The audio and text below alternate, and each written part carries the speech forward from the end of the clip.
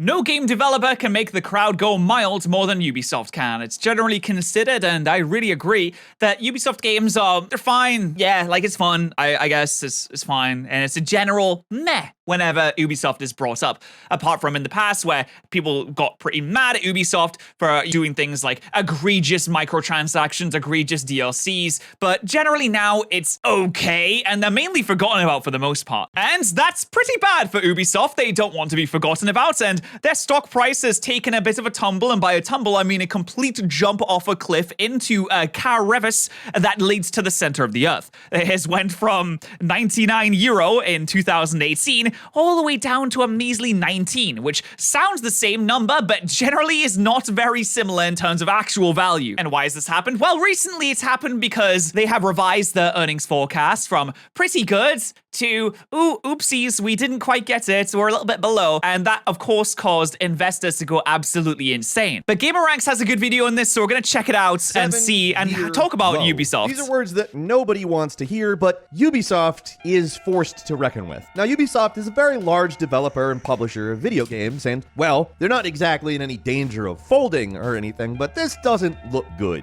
Hi, folks, it's Falcon, and today on GameRanks, we asked the question, what the hell is happening with Ubisoft? So Ubisoft shares recently... Ubisoft is the game developer that I kind of forgot existed for about 3 years because I just stopped buying their games entirely because it all just boiled down to the same game over and over again. All the Assassin's Creed games just turned out to be very milquetoast. Okay, you played Valhalla and it took way too long to beat, and there's way too much fluff, and there was way too much, it was too long, and it just was a kind of 6 out of 10 experience. And they've turned all their games into solid 6 out of 10 experience where you run around an open world and unlock points on the map where you can go and see other points, where you can go and complete side quests and go and run around the open world that is like fine, I guess. Plummeted about 21%. That's a fifth of their value. Now, this didn't just happen randomly. They basically said their forecast that they would see a 10% increase in profit was incorrect, and instead, they would likely see a 10% decrease in profit, which, as you know, people who buy and sell stuff don't like that. And in the midst of this, giving the problem is,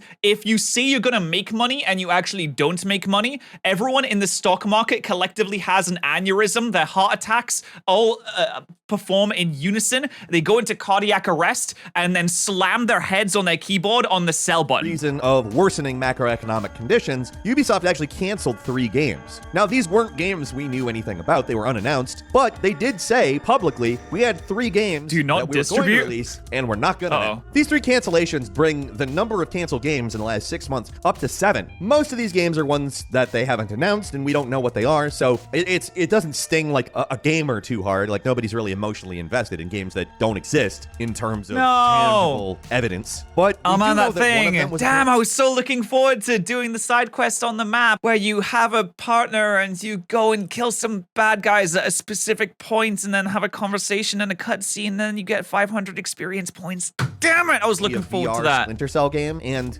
while it's nice to hear that is at least in consideration, I don't know that I care a whole lot that a VR Splinter Cell got canceled. I would like a full-blown... It is crazy to me that they just don't make Splinter Cell anymore. Updated modern mechanics, but...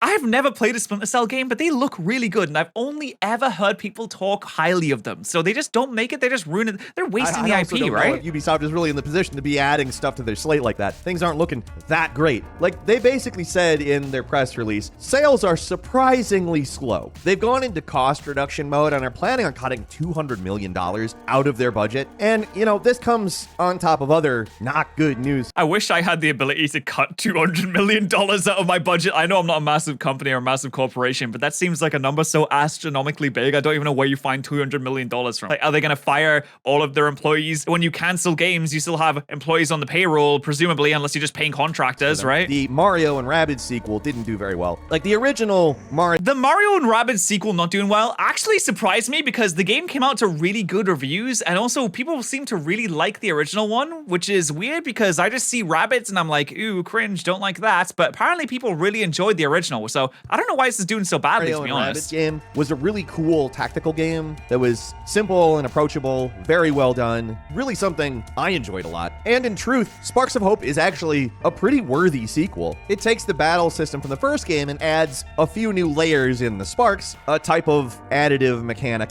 that doesn't complicate the battle system but adds more to do, which I like. It is one of, you know, a million new Switch games that the reviews all mention performance as a problem, but that's not exclusive to Sparks of Hope at all. Yeah, it's on the Switch. I don't know, it's a worthy sequel in a series that, while people like, maybe just doesn't have the kind of hype that Ubisoft thinks it does, because the first one was kind of a surprise hit. I mean, really, the negatives for Ubisoft keep going on.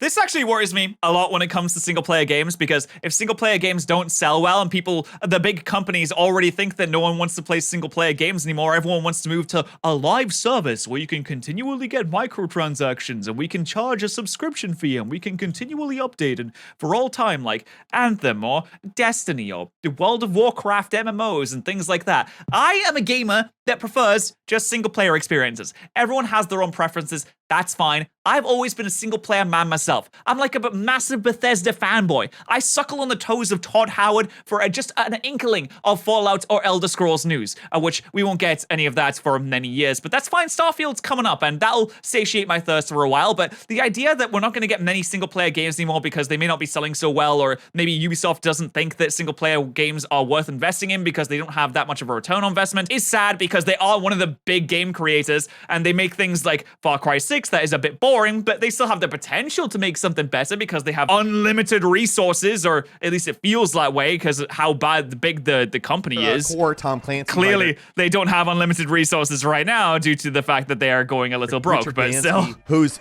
been a vital part of all of their Tom Clancy games for like 23 years. He left the company, and, well, you know the other thing that I'm gonna say, because it's been the thing that we've been saying for about a decade now. Skull and Bones got delayed again. You know how many times I've said I think I heard about Skull and Bones in like 2013, and I totally forgot it even existed.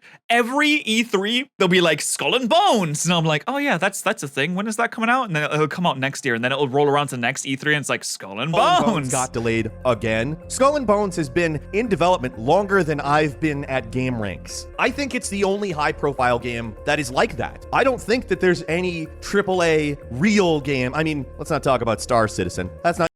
Okay, Star Citizen doesn't exist. Star Citizen is a scam wrapped up in pretending to be a game. But Skull and Bones is a very real project that they've talked about a lot and hyped, not necessarily in a release cycle, but said, hey, we had a really good idea. We're taking the ship stuff that you really enjoyed from Assassin's Creed 4. Assassin's Creed 4. And we're going to make that into its own game. Yeah, I think they were trying to capitalize on people liking pirates from Assassin's Creed 4. Unfortunately, that came out in 2014. So they've missed the boat, to say the least. In 2023, think that's a great idea. Also, considering they developed the damn mechanics a very long time ago, it doesn't seem like it should be that difficult to make into a game, but here we are. To be fair, I think they probably, I don't know anything about Skull and Bones, but from the sounds of it, maybe they're trying to turn it into a live service and maybe they can't figure out exactly how to monetize it properly or how to build a live service. So it's not necessarily the gameplay that they're stuck on, but it's how to deliver it in a way that's going to make them a lot of money. On Skull and Bones. Because they need money. They at least gave an update on it to the official Twitter rather than just announcing it via press release or to stock people on a call. They're talking about incorporating feedback from tests, polishing and balancing, along with more upcoming public beta stuff. But most importantly, the day that they put out this update, January 12th, they said, hey, tomorrow we're going to put out some footage of the game. A spokesperson actually had the following to say: while Skull and Bones is now complete, we're using the remaining time until our launch to leverage feedback from our ongoing technical test and the upcoming open beta to polish and balance the experience. To me, right, yeah, see, like I said, they have the gameplay all polished up and done because that's honestly probably the easiest part of it because they already knew how to build a pirate game to begin with. They just don't know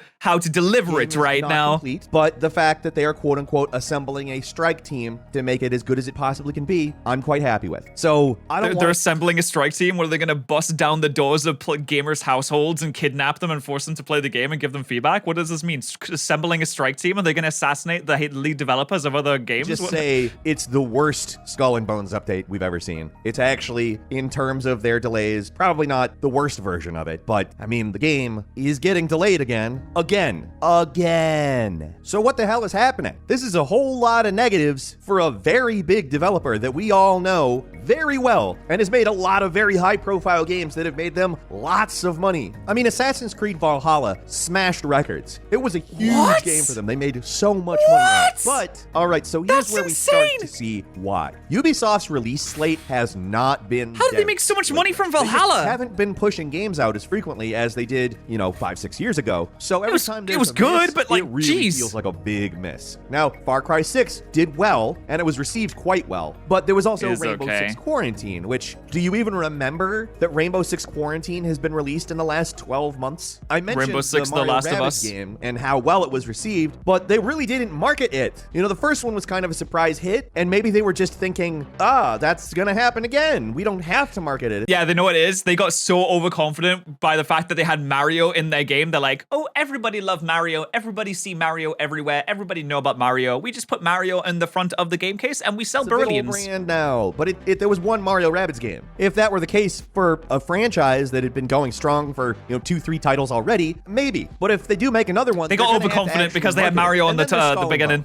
They delayed it again, and obviously I have my complaints about that. It's almost a joke at this point. But when we're talking about all of these problems, we have to start wondering how much money they're burning on Skull and Bones. Like, you can tie in some of the other problems to that. If they weren't sinking probably tens of millions, if not hundreds of millions of dollars into this game over the course of a decade, could they have so much money. Mario Rabbids? Yeah, they could have. They're a huge company, like I said, that makes tons of money, but they don't have infinite money, especially if Skull and Bones is, a large chunk of even a large amount of money. They also What? Seriously? That's the budget breakdown? Hold on. That is insane. 25% goes to Assassin's Creed. 9% to... Is this accurate? I think this is just something that they made up. This can't be real. It can't be... There's no way that Skull and Bones by itself is twice the budget of Assassin's Creed. Actually, there's no shot. Is, a large chunk of even a large amount of money. They also obviously sunk a bunch of money in to the Battle Royale multiplayer free-to-play stuff with no... Yeah, remember when they made the Battle Royale? And no, of course you don't remember it because nobody played it. Viable, ongoing franchise coming out. Yeah, remember Hyperscape? There was going to be a Ghost Recon spinoff. Nobody was particularly happy about that, so they just didn't bother. Like, they've been burning money like the Joker. And for Ubisoft's CEO... Why does it feel like Ubisoft starts developing a game, they look at one tweet that says, probably won't get it, and then they have a panic attack and cancel the game. Gimo, it eventually came to having to send out a message. I'll quote it for you. Today, more than ever, I need your full energy and commitment to ensure we get back on a path to success. I am also asking that each of you be especially careful and strategic with your spending and initiatives to ensure we're being as efficient and lean as possible. Basically, stop burning money, guys. Things are not going well. Now, that being stop said, spending so Gimo much money. We don't have that much money. Upcoming games for the next fiscal year is quote-unquote the biggest pipeline in Ubisoft history. So he tries to include a bit of a positive there, but we also kind of have to remember that this guy's the head honcho, and a lot of the stuff that he's maybe saying, hey guys, stop burning the money, probably went through him. He probably made a lot of those decisions. So I don't know. Maybe he's part of the problem. In truth, the next year is definitely... Yeah, I doubt that 3 games would get randomly canceled and he wouldn't have any kind of say in it whatsoever. He just wouldn't know about it. He's just like, what? I woke up and more games are canceled. How did this happen? I'm the CEO and I didn't know this was happening. That's crazy. Oh my God. What? That's just jump scared me. A big test. Ubisoft has to deliver. And here's the thing. It's definitely not all bad, and there are some pretty good things on the horizon. Ubisoft has a Star Wars game they're developing, and true. I forgot about they're this. going to have a fully open, seamless universe like along the lines of No Man's Sky, or maybe Astroneer. That, if delivered upon, is immediately one of the coolest possible things that anybody who even kind of likes Star Wars would want to play. The scale of that seems astronomically large. I don't know about that. Concerns with something that would technically be probably the biggest damn Star Wars game ever made. That's a big chunk to bite off. Let's all remember, guys, big does not equal good. Just because you have a big map and there's lots of places that you can go to doesn't mean that those places are good, interesting, or should be included in the game to begin with. We'll see if Ubisoft can chew Too many games do this, big equals good thing, and I hate it. With their Star Wars game, wowie, that's going to be good. And they've also done something very smart by listening to fans about Assassin's Creed, scaling down to give us Mirage. So Mirage is probably one of the more exciting developments for the traditional Assassin's Creed fans out there. It's not that I don't want them to keep making the open world formula Assassin's Creed games. I kind of just want both types of games, and it kind of looks like that's what they're doing. I want an Assassin's Creed that is more along the lines of Assassin's Creed 2 and Assassin's Creed 1. The one that focuses on being an assassin, properly being an assassin, and not padding out the game, running around a 7 billion mile map with 70,000 cutscenes, consumables, and collectibles to get. I don't care about that. They listen to the fans. There are a lot of cutscenes really and collectibles in the first Assassin's Creed, but it was a more focused adventure that really just got down to the nitty-gritty of it and didn't overstay its welcome. Traditional Assassin's Creed game too. So Ubisoft has listened. Like, they have heard the demand for a more intimate, character-driven Assassin's Creed that maybe doesn't take a month to beat. And it looks like a really good game. Yeah. Frankly, given that Assassin's Creed kind of grew out of Prince of Persia, seeing an Assassin's Creed set in a Middle Eastern setting, I don't know. I really like seeing it. So really what we have to it's look going out back for to its with roots, and Ubisoft that sounds good to me. Stuff. Is Assassin's Creed Mirage as good as it could be? Is the Star Wars game gonna be as good as it could be? Is Skull and Bones gonna come out? And also, is it gonna be as good as it could be? Because if the Skull and Bones exists are answered with yes, in all seriousness, Ubisoft has nothing to worry about. Those would be 3 absolutely huge. So Ubisoft can make a comeback. It's just looking a little bit shaky for them right now. I really hope that they do, because that new Assassin's Creed sounds really fantastic to me. I think there's something for everyone in what they've got. They just need to execute on it. And if they do, then they can get back up there. They can get back into the good graces of everyone. But if they can't, then they'll be back down and they will have no money. And it will be very sad for Ubisoft because they will have no video game anymore. But anyway, let me know what you think of Ubisoft right now. Let me know what games they're making that you might be interested in. That Star Wars thing sounds pretty interesting. And make sure you subscribe to the second channel. We're almost at 100,000 subscribers. Let's go.